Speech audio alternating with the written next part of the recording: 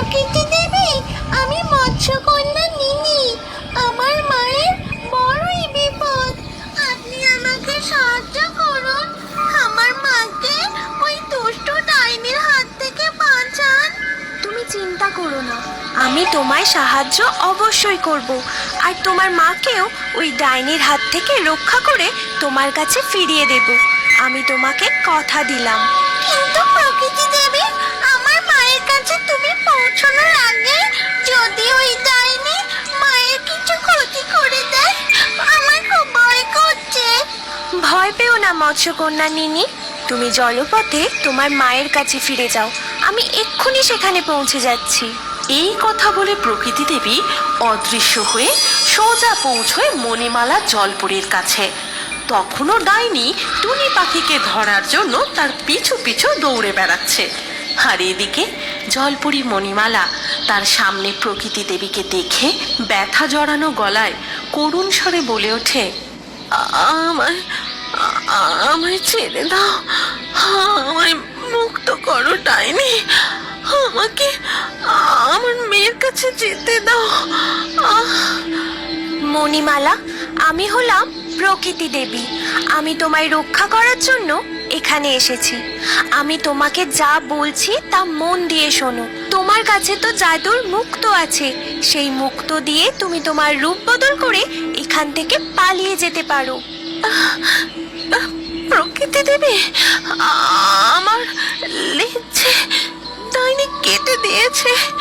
ক্ষত শরীরে জাদুর মুক্তের সাহায্যে আমি যে রূপ পরিবর্তন করতে পারবো না।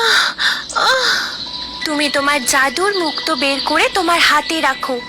আমি আমার প্রকৃতি শক্তির দ্বারা এক্ষুনি তোমার ক্ষত লেজটি জোড়া লাগিয়ে দিচ্ছি। এই কথা বলে মণিমালা জলপরী তার মাথার চুলের ভিতর থেকে জাদুর মুক্তটি বের করে হাতে ধরে।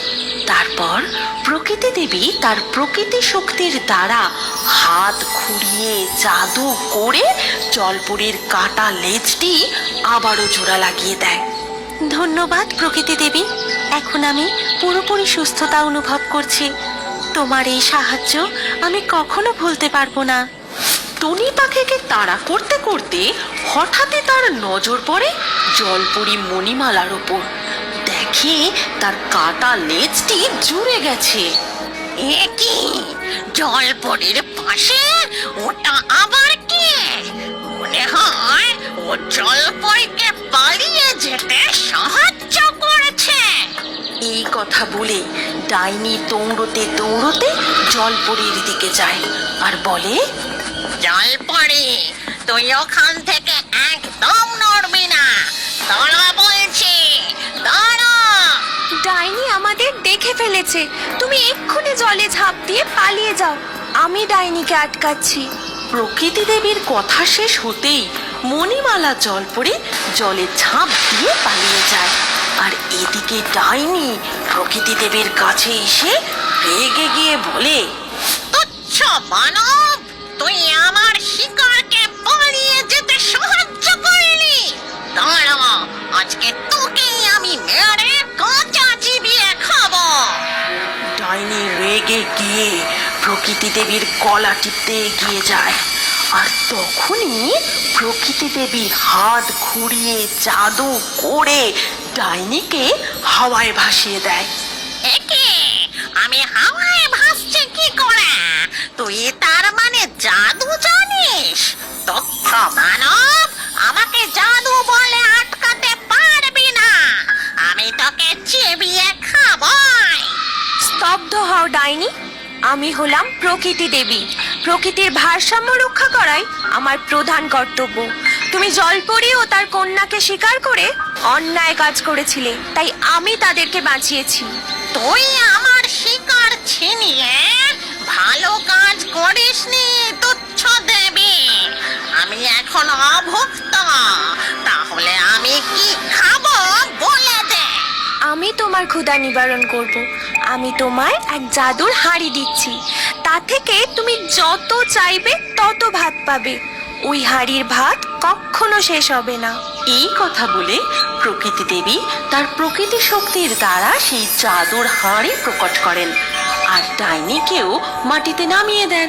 তখন ডাইনি সেই হাঁড়ি হাতে তুলে নিয়ে বলে, আমি ভাত খেতে চাই, মাটির হাঁড়ি আমাকে ভাত দাও। আর সাথে সাথেই হাঁড়ির মধ্যে ভাত চলে আসে আর ডাইনি দেখে খুব খুশি হয়। তারপর প্রকৃতি দেবীকে বলে, ধন্যবাদ প্রকৃতি দেবী, আমি আপনাকে চিনতে পারিনি তাই এমন কাজ করেছি। আমি আপনাকে কথা দিচ্ছি আর কখনো কোনো মানুষ বা কোনো প্রাণীকে আমি হত্যা করব না। এই হাঁড়ি থেকে ভাত আর জঙ্গলের ফল মধু এইসব খেয়েই থাকবো।